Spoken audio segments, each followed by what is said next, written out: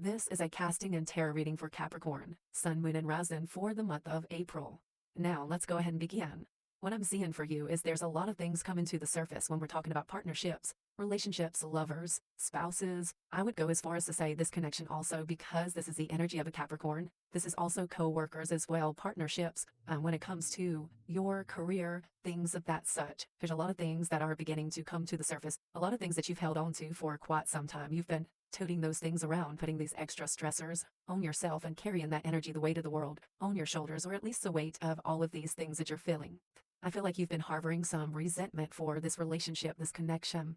I don't feel like it's in a phase to where you are burnt out or the love has dwindled down. I still feel like you guys have a connection. And I do feel like this can be fixed, whether it be at your relationship, your spouse, your long-term commitment, or whether it be your job-related connection. I do feel like this energy, it can be fixed. I feel like there needs to be a temporary pause or a temporary break between the two of you, as I do have the little token of the fire extinguisher coming up in the 7th house of relationships. So I feel like there needs to be a cool down period almost, okay? It's almost like, hold on, let's pause, let's calm things down, let's kind of take a step back, see the bigger picture. Let's allow these things to come to the surface so that they can be communicated about, okay? In the house of communication of the 3rd house, I do feel like some sort of support needs to come in when we're talking about communication. So if we're talking about your relationship in itself, this may look a little bit like going to therapy, going to a marriage counselor, a relationship counselor, a life coach, those sorts of things. I definitely feel like there needs to be a third party involvement, some sort of support system, some sort of companion, let's say.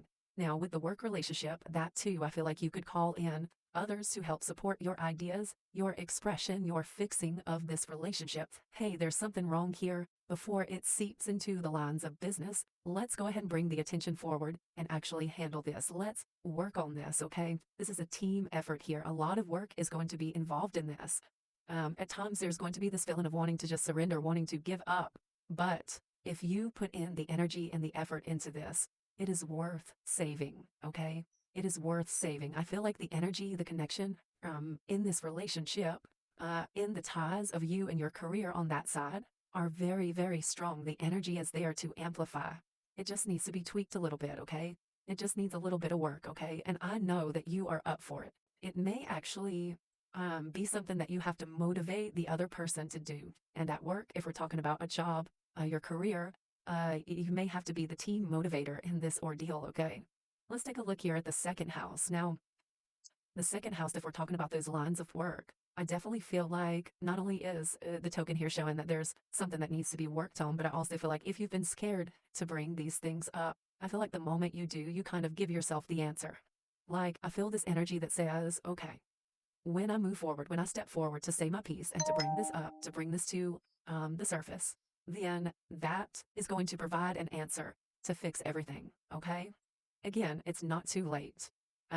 I also feel like because the frog is standing right here, there's this initiative to take that leap. It's like, come on, just do it. Just do it. You're going to feel so much better afterwards. Sorry for the buzzing and beeping. With relationships here in the 2nd house, you know, there's a lot of energy going on in the 2nd house. And sometimes the 2nd house can represent financial things, right? So the things that you may have been holding on to may be burdens when it comes to what you have to put in as far as financial means, you know? If you guys are struggling financially and it's really taking a toll on you, and that's where this 10 of Wands energy is coming around from, you're feeling like, you know, you have to tote around so much and it's just becoming overwhelming to you. There is definitely a need to sink into that and fix that, right? Are you scared to talk to your partner about it? You too need to take that leap of faith and say, okay, we got to do something about this or I'm going to break. I'm going to crash and burn. Like, we've got to do something about this. Also, I feel like there's some insecurities here. I kind of programmed my scar a lot, a token here, to show me and to represent that you've been hurt a lot.